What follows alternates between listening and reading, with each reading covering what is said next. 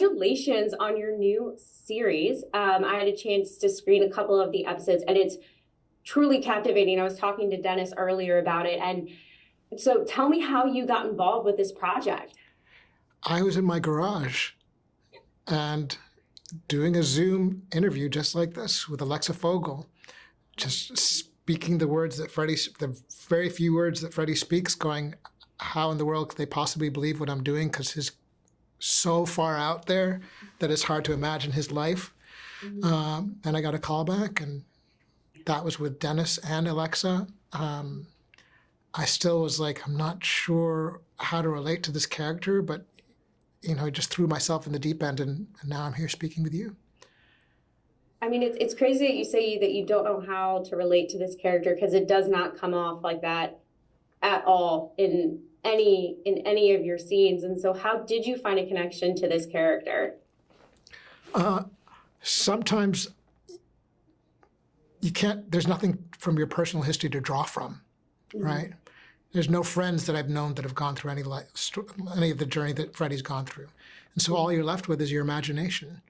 And so that became my window in, really, was just to try to dream the worst dreams and let that lead me down the path of Freddie.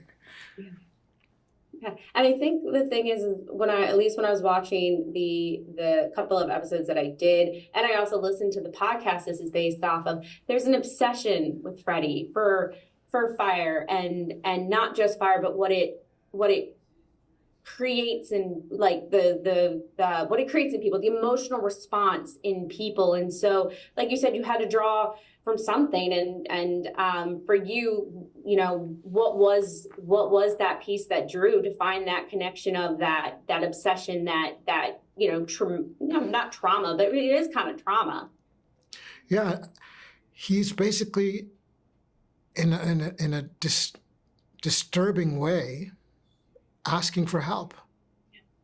He's reaching out.